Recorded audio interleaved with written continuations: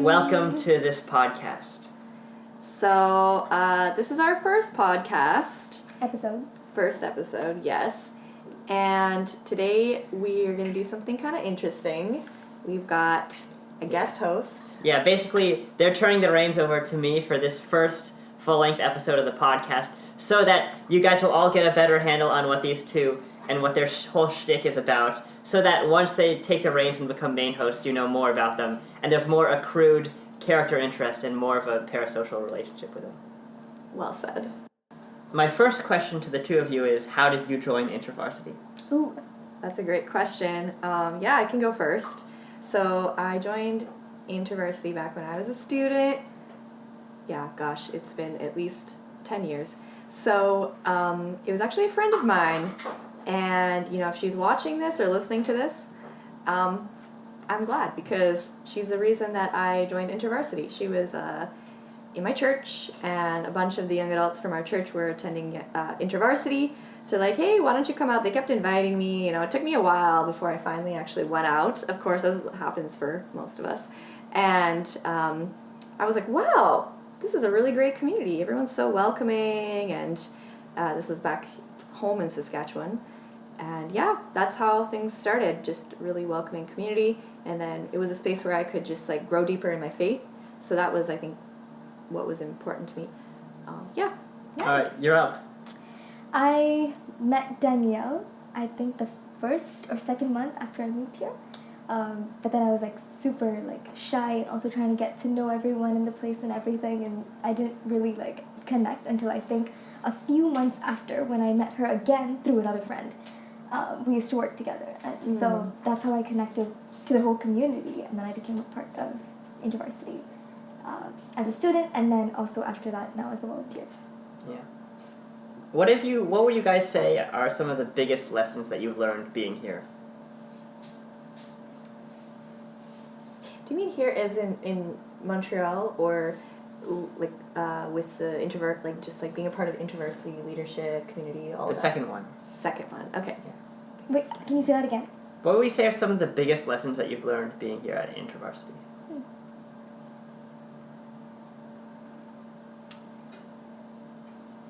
Definitely about God's faithfulness, I would say. Just seeing a lot of situations in my life where God intervened in really miraculous ways.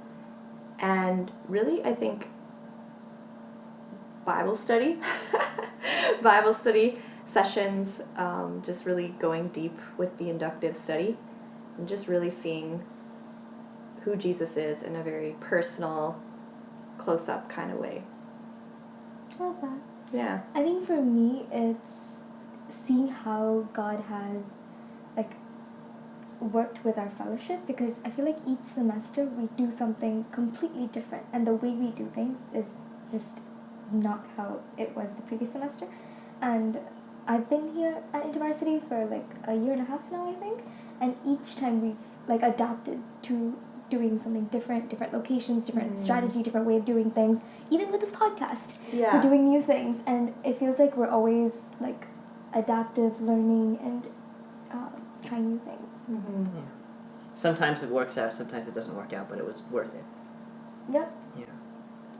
How do you deal with moments that, like, have there ever been times where, like, in the past, like, some certain situation would flare up and you would feel incredibly stressed by it, but over time you sort of learn to deal with it and it doesn't feel stressful anymore? Or does it always stay stressful? I think there are some moments that are always just stressful. Like, even when you, like, look back, like, you might live through hard situations and, like, you would, like, be stronger through it, but when you look back, although you might not be emotionally connected to it the same way, it still does, I think, bring up some hard emotions. And if anything, it shows you how far you've come and how faithful God has been. I would say that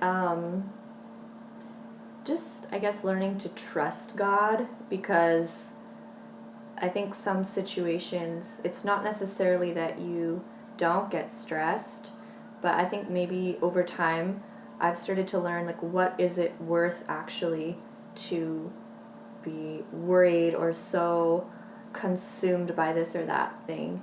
And I think the thing about our community is that we really focus on like wanting to be intentional with people and loving people. And so I think sometimes, you know, kind of going back to that and seeing, okay, how am I loving people? How am I being intentional with people is always a good thing, like in terms of like in those moments where it feels stressful, like am I focusing on so much on myself that I cannot see the bigger picture of what is happening for others or what's going on. So I think it depends what the stress is, but I think some things you just learn over time that, okay, I can trust God with this, so it's not something I need to, I guess, put so much strain on in the future. Yeah. Yeah. Words to live by. What are some things that you hope that the audience can take away from your upcoming series? So what I really want people to take away is to be able to see themselves in some of these stories. And even if they currently don't feel like there is a place where they fit, to know that they do belong and that there is a place for them, even if you're still trying to figure out who you are. And that's okay. And we want to support you in that journey and provide a space, a platform where we can express those stories and really share in that complexity. So what are some ways that you've seen just like how complex a lot of these things are throughout your time here? I think some ways we've seen it is just in the lives of different students that come in. Some people have come to where we are right now in Canada for like opportunity. Some people have come for safety. Some people have come for exposure. There are different reasons why people come here or move or make decisions, and that really impacts the way people feel and how they are able to relate to those circumstances. And some people have very complex backgrounds and stories, and what they're leaving behind sometimes is really, really traumatic and hard. So it's a wide range of reasons, and you really get to see people that are from just a lot, dealing with a lot. And so this is just that space to find your sense of community. Yeah. So what are some examples of the ways that you've seen the complexity at work?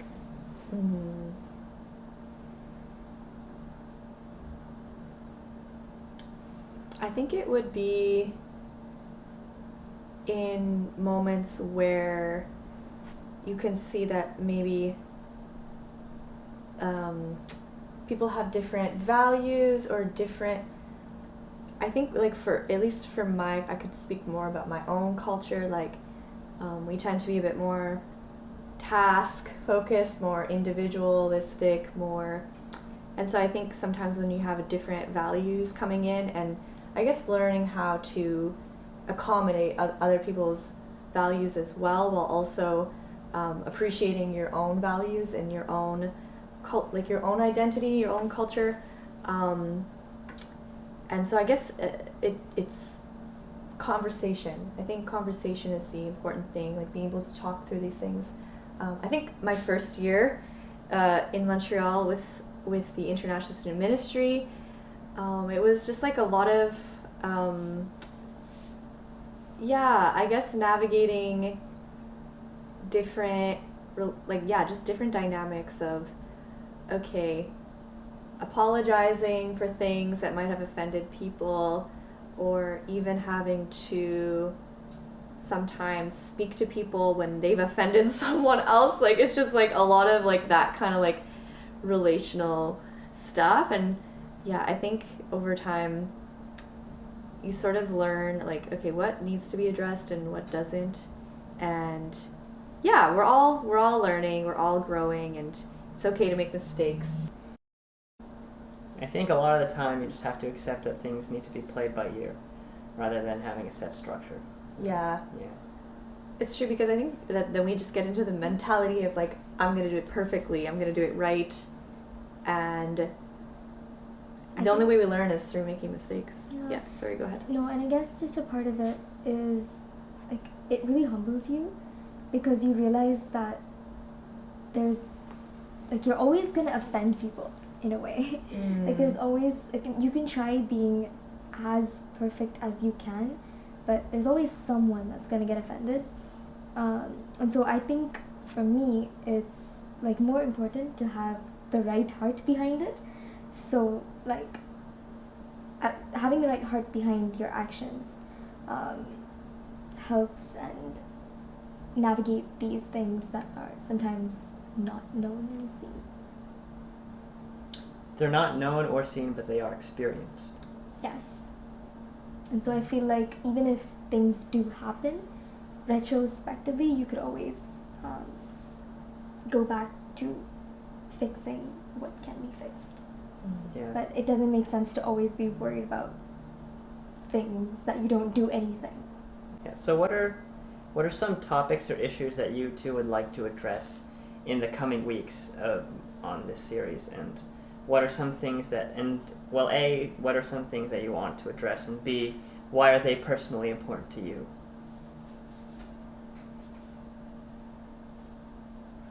I think one topic that we're going to be talking about is what it's like to be a third culture kid. And the idea of that is basically your parents grew up in a different country, you've lived in a different country, and you're experiencing something that isn't here or here, and it's something in between, and the kids that grew up in the in-between are called third culture kids. They're usually between 1.5 to 2 generation, second generation immigrants, and the 1.5 is basically the kids of immigrants or like kids who've moved around. And that's something that we're going to be exploring, and how experiences in your formative years of life affect your decision making and your outlook of life as adults. I would say one particular topic I'm looking forward to addressing is a topic of like worship across cultures, and just how we express ourselves differently from one part of the world to the next in times of worship and prayer. And I think this is a very key part of when we enter a church community, and you know, whether or not we feel at home, whether or not we feel we can fit. You know, will my way of doing things be accepted? Will my way of, you know, if I want to jump up and down and like be like on the floor crying, like, is that going to be welcome in this environment, or is that going to be seen as like too much, you know? I come from a pretty traditional Anglican worship tradition, and right now I'm in a Pentecostal church, and I love it, and I can respect both sides, both ways of worship, but I've also encountered people that are uncomfortable with very loud you know, dancing and you know, loud ways of worship, and which is common, I would say, within a lot of African contexts. And that's been something I've really enjoyed receiving from those brothers and sisters. It's really like helped me to express myself in worship in a new way, like physically, that I think it becomes this holistic kind of experience. We don't need to look at that side and say it's wrong. We don't need to look at the other side and say it's wrong. Like, we can come together and celebrate those differences, and where we find depth in both sides, and where we find like what are the aspects that God gave each culture to be able to celebrate and I guess just the idea of how different believers from all over the world can come together and worship in a space.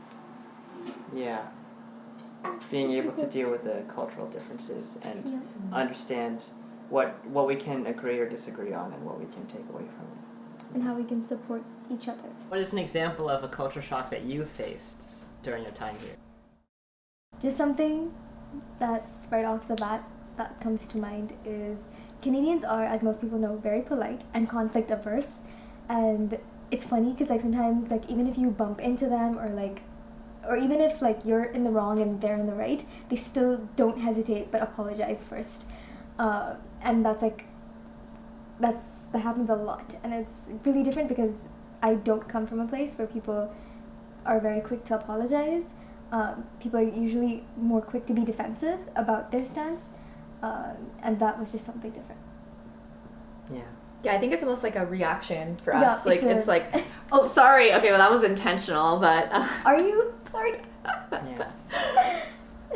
The one time I will ever say anything about myself at all, back when I was in the U.S., my sister would always tell me that I apologized way too often. So I guess that's the one aspect of myself that just fit in naturally here, is just the tendency to reflexively apologize about everything. Yeah. Another thing that is very confusing in Quebec specifically is the parking signs and just road signs.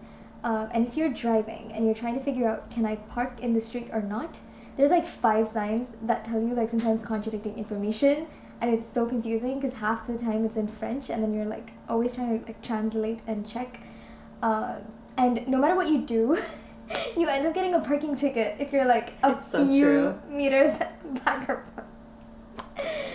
It happens, and I think one experience that was particularly very crazy was we parked in a parking garage that we thought was 24/7, but apparently it was only a section of the parking lot that was 24/7. So the place where we parked, we could see the car, but then we couldn't access it.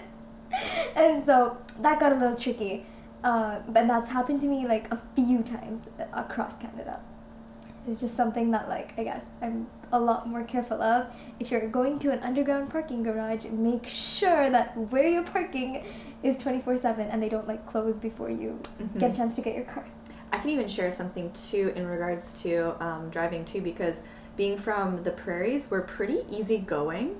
So it's just kind of like, yeah, sure, you go next. Like, you're at a stop sign or a light, everyone is like, yeah, no problem, go ahead. Whereas here, people are always going to be, you know, just kind of in their own lane, doing their own thing, like, you know, signal light, no signal light, or, you know, honking the horn. That was something that at first for me when I came here is like the amount of horn honking was like a little bit overwhelming, because I was like always like, oh my gosh, what did I do wrong this time? But it's just so casual, and people just kind of roll with it, and so that was different, which I'm sure is even more different in So if you're driving, India. you're gonna have a fun time. So, but yeah, that's more Yep. Quebec specific, I Quebec, guess. yeah, Quebec specific.